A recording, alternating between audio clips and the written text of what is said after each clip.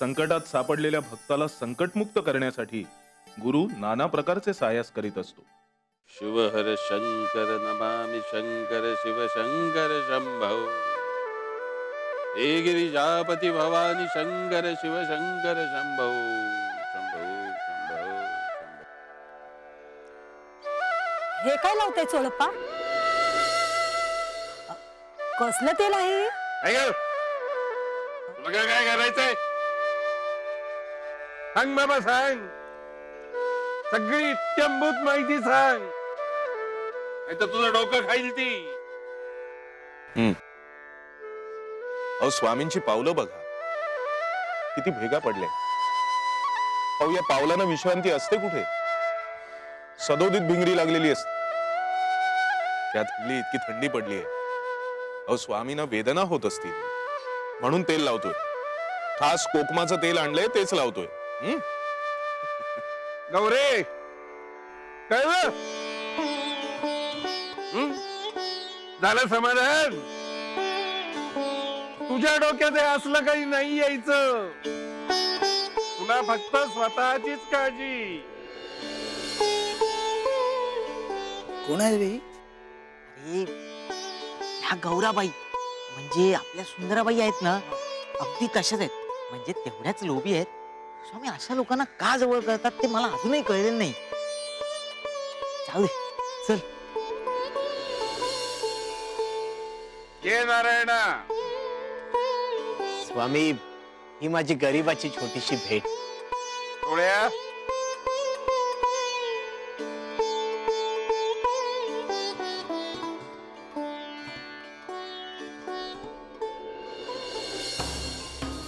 बाई बाई बाई बाई बाई, अहो किती प्रकारच्या भेटी येतात स्वामींसाठी. आपल्याला अशा भेटी मिळायला लागल्या तर किती बरं होईल नाही? आणि हे तर बरीच गब्बर आसामी दिसते. होय, मोठा सरकारी हुद्देदार आहे आमचा नारायण. वेळात वेळ काढून आमच्या दर्शनाला आलाय. काय नारायणा, बरं आहेस ना? सगळं ठीक चाललंय ना? होय स्वामी, आपल्या कृपेने सगळं एकदम छान सुरू आहे. फक्त एकच खंत आहे. आजही माझ्या घरातले आपला हट्ट सोडत नाहीत. ते आपल्याला मानायला, आपल्यावर श्रद्धा ठेवायला तयार नाहीत. त्यांचा तुमच्यावर विश्वासच बसत नाहीये. नारायणा, अरे असं कोणी सांगितलं म्हणून कुणी कुणावर विश्वास ठेवत नसतो. प्रत्येक जण आपापल्या बुद्धीने वागतो. आपल्याला पटेल तेच करतो. आणि जगातल्या प्रत्येकाने आम्हाला मानायला पाहिजे, आमची भक्ती करायला पाहिजे असं नाही. अरे आपण कुणावरही भक्ती करणं लादू शकत नाही. नव्हे तसं करणं योग्यही नव्हे. सगळ्यांनाच आमचं मोठेपण कळतं असं नाही. काही जणांना ते कळायला वेळ लागतो. तुझ्या हातात जे काही आहे ते तू कर. इतरांची चिंता करू नकोस. अरे ज्या गोष्टी आपल्या हातात नाहीत त्याविषयी वाईट का वाटून घ्यायचं?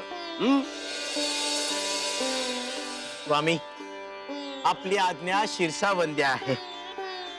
माझ्यावर, माझ्या घरावर आपली अशीच कृपादृष्टी राहू देत. स्वामी, येतो मी. शिवहर शंकर नमामि शंकर शिव शंकर शंभो. हे गिरिजापति भवानी शंकर शिव शंकर शंभो. मन प्रसन्न झालं इतक्या वेळानं. अरे हे काय, पिशवी घेऊन असत निघालं वाटतं. अरे अरे, या स्वामींसाठी आणलेली शाल आहे, ती द्यायचीच राहून गेली. बरं वेळेत आठवण झाली. आता जाऊन माघारी शाल देऊन येतो त्यांना. अहो नारायणराव, परत मागे का वळलात? काही विसरलात का? हो ना. काय झालं, स्वामींसाठी शाल घेतली होती हो, ती द्यायचीच राहून गेली. खास स्वामींसाठी म्हणून मी 4 दुकानं फिरून ही शाल निवडली होती. कडाक्याची थंडी आहे, म्हटलं स्वामींना उपयोगी आहे. आणि तिकडे मी देते ना स्वामींना. जाऊन देऊन देतो ना मी. अहो, नारायणराव, अहो तुम्ही कशाला एवढे कष्ट करताय? मी देते ना स्वामींना. तुम्हाला कशाला उगीच त्रास? अहो त्यात कसला आलाय त्रास? आता बघा, तुम्ही तिथे जाणार, तुमचा वेळ एवढा वाया जाणार. एवढे मोठे अधिकारी तुम्ही, अहो तुमचा किती वेळ महत्वाचा आहे. तेव्हा शाल आणा तिकडे आणि मी स्वामींना सांगेन की तुम्ही शाल दिले म्हणून. हा, काही काळजी करू नका. बरं या आता. हा, द्याल ना गौराताई? हो हो नक्की देईल. हं. हो.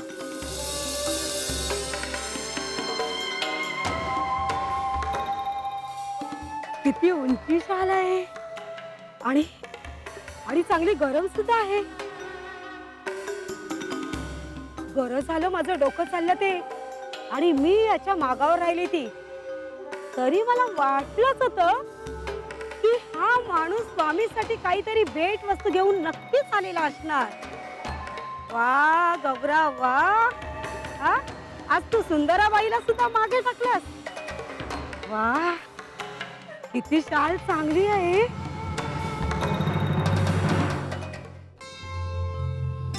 काय शरद? आई, बाबा आले.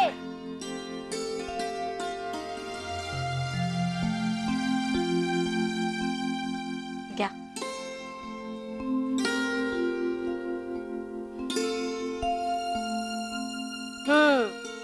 चेहरा अगदी आनंदाने फुलून आलाय. आलात स्वामींना भेटून? हो, छान मनासारखं दर्शन झालं. स्वामींचं दर्शन झालं ना की मनाचं सार्थक झाल्यासारखं वाटतं. हो, तुम्ही फक्त तुमच्या आयुष्याचा विचार करा. आमच्या आयुष्याचं काय? अगं, आपलं सगळ्यांचं आयुष्य एकच आहे. तुझं माझं वेगळं असं काय आहे का? हो आहे, वेगळंच आहे. तुमच्या आयुष्यावर आमचा काही अधिकार राहिलाय तरी कुठं? असं का म्हणतेस? मग काय म्हणू? अहो तुम्ही सतत कामावर असता. मोठे सरकारी अधिकारी म्हटल्यावर ते तसं होणारही. त्यात तुम्ही सतत फिरतीवर असता. त्यामुळे तुम्ही कधी घरी असण्याची फारशी कधी वेळ येतच नाही म्हणा ना. हा, आता ते टाळता येणार नाही हे मान्य आहे मला. पण मग जो उरलेला वेळ तुम्हाला मिळतो तो का वाया घालवता तुम्ही? वाया घालवला तो कसा? अहो कधी नव्हे तो आज रिकामा वेळ मिळाला तुम्हाला, तर तो घरच्यांसाठी, बायका मुलांसाठी राखून ठेवायचा. तर तोही स्वामींकडे येण्या जाण्यात वाया घालवला तुम्ही. अहो केव्हापासून गेला आहात तिकडे, याचं काही भान आहे का? आम्ही आपलं तुमची वाट पाहत राहायची, तुम्हाला कधी वेळ मिळतो याची. आणि त्यातूनही तुम्हाला कधी वेळ मिळालाच तर तोही स्वामींच्या वाट्याला. आम्हाला वेळ देणं तुम्हाला गरजेचं वाटतच नाही का? नाही. अगं, स्वामी माझे भगवंत आहे, आणि ज्या भगवंताने आपल्याला जन्म दिलाय त्याच्याकडे कदापि दुर्लक्ष करू नये. आणि तो कृतज्ञपणा ठरेल, आणि ते मला मान्य नाही. पण बाबा, मला एक सांगा, तुम्ही एवढे मोठे सरकारी अधिकारी आहात आणि तुम्ही स्वामींची भक्ती काय करता? काय गरज आहे तुम्हाला याची? अरे शरद, मी कसला अधिकारी? स्वामीच या संपूर्ण जगाचे अधिकारी आहे. या त्रिभुवनावर त्यांची सत्ता आहे. आज जो मी का आहे तो फक्त स्वामींमुळेच. आज माझं एवढं प्रस्थ आहे, एवढा मान मरातब आहे, ते केवळ त्यांच्यामुळे. अरे हे सगळं त्यांनीच देऊ केलेलं आहे. त्यांच्या देण्याची परतफेड होऊ शकत नाही शरद.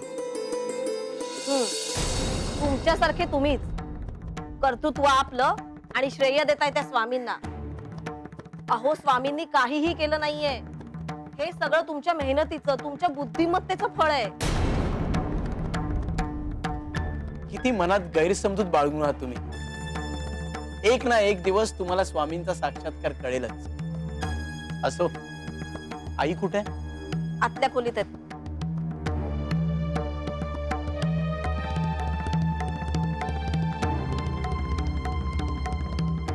शरद, खेळ पुरे झाला, आता अभ्यासाला लागा जरा.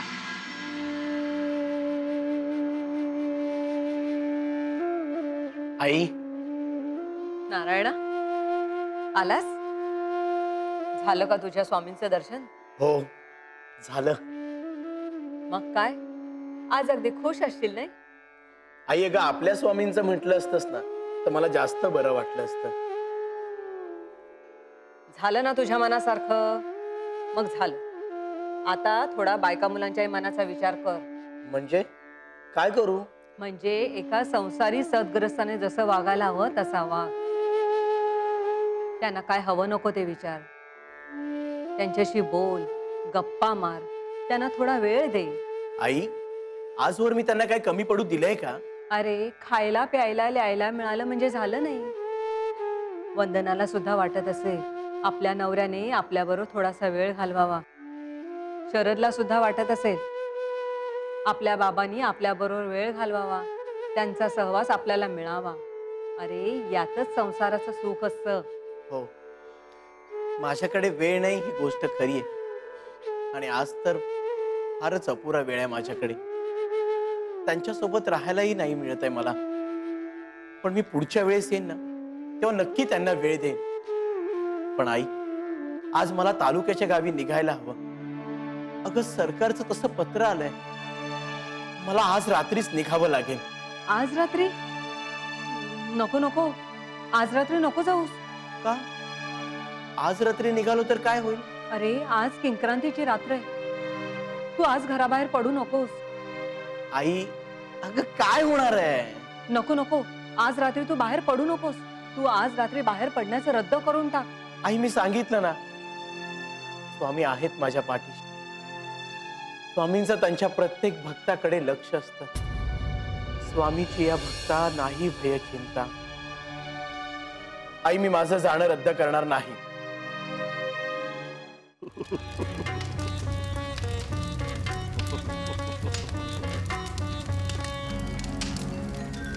स्वामी अहो काय झालं आपल्याला? आपण असं का करताय? अरे दिसत नाही का तुला? थंडीने कुडकुडतायत स्वामी. काहीतरी कृती करायची सोडून प्रश्न कसले विचारत बस. नाही अहो शेकोटी पेटते आणि तरीही इतकी थंडी वाजते म्हणून मी विचारलं. गंगा तू इथेच थांब, मी स्वामींसाठी पांघरायला काहीतरी घेऊन येतो. हा?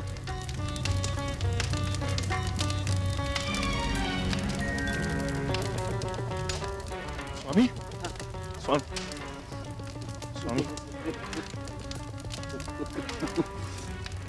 मूर्ख नालायक, नको मला ते ओंगडा. अहो पण स्वामी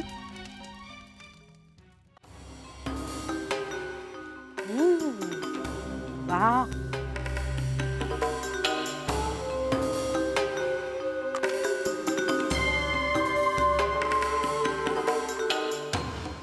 वा वा, काय रसदार आणि गोड फळं आहे ती.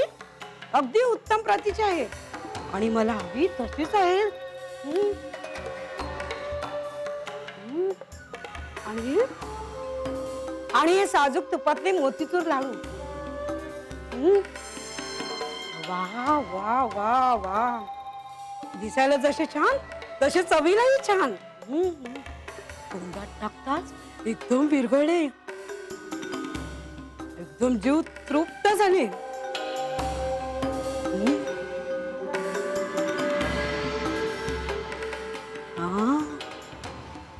आणि ही किमती शाल, बाप रे किती किंमत असेल नाही याची. पण तुला काय करायचंय गौरा? तुला थोडीच किंमत मोजावी लागली आणि तुला किमतीशी काय करायचंय? ती फक्त शाल घेऊन अशी अंगावर पांघरायची. आणि स्वामींना काय अशा नेहमी भेटवस्तू येतच असतात, त्यांना काय करायचंय? आणि आता मी इतकी त्यांची सेवा करते, त्याचं फळ नको का मला द्यायला?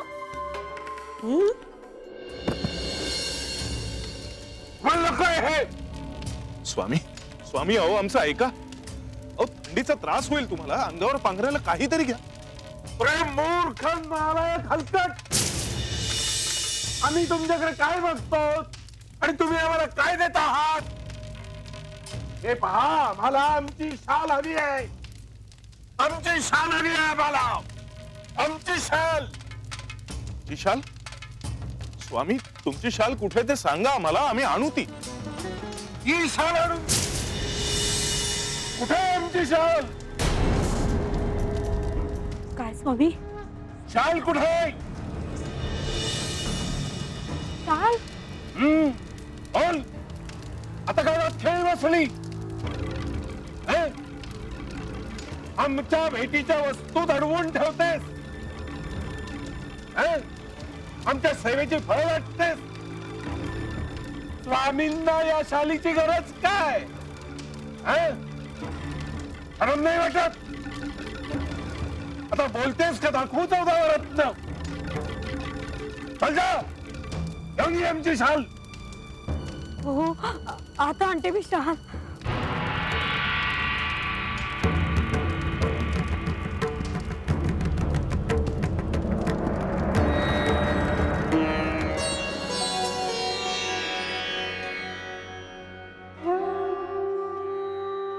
आई येतो मी. आई अगं तू काय एवढी चिंताग्रस्त आहेस? अगं दूर जाणाऱ्या माणसाला हसत मुखाने निरोप द्यावा असं तूच म्हणतेस ना? अरे मनातली चिंता चेहऱ्यावर दिसणारच. मला अजूनही वाटतं की तू जायचा बेत रद्द करावास. आई अगं तुला माहितीये केवढी मोठी जबाबदारी आहे ती. अगं जेवढं पद मोठं तेवढी जबाबदारी मोठी. अरे पण जीवापेक्षा काम जास्त महत्वाचं आहे का? मला अजूनही भीती वाटते. त्यातून आज किंक्रांतीची रात्र आहे. आई मी सांगितलं ना, स्वामी आहेत माझ्या पाठीशी. मग किंक्रांत असो ना तर काही असो, काही बिघडत नाही. हो आई, ते आपलं ऐकणार आहेत का? यांचं सर्वस्व म्हणजे ते स्वामी. ते तुमच्यापेक्षा जास्त महत्वाचे आहेत यांना. त्यांच्या लेखी आईच्या शब्दाला किंमत आहेच कुठे? तसं नाहीये वंदना. अगं आईचं हृदय आहे तुझं. ती काळजी करणारच, कळतंय मला. एवढं कळतंय ना, मग ऐका त्यांचं. अगं मी सांगितलं ना, आईचे आशीर्वाद पाठीशी घेऊनच मी निघालोय. आणि सोबत रक्षण करायला माझे स्वामी आहेतच. आईचे आशीर्वाद आणि रक्षण करायला स्वामी, असं दुहेरी कवच असताना घाबरायचं कशाला?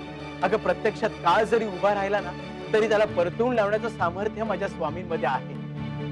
तू असं काय अभद्र बोलायचं? ते काही होणार नाहीये. काही होणार नाही तेच तर सांगतोय मी. मग आता फार वेळ कशाला घालवायचा? येतो मी. बाबा, त्या दोघी एवढं सांगताय तर जरा ऐका ना. नका जाऊ. एक दिवस न गेल्याने काय होणार आहे मोठस? काळा, अरे वेळेला फार महत्वाचं, ती पाळायची असते. दिलेला शब्द आणि वेळ जो पाळत नाही तो आयुष्यात काहीच साध्य करू शकत नाही. येतो मी.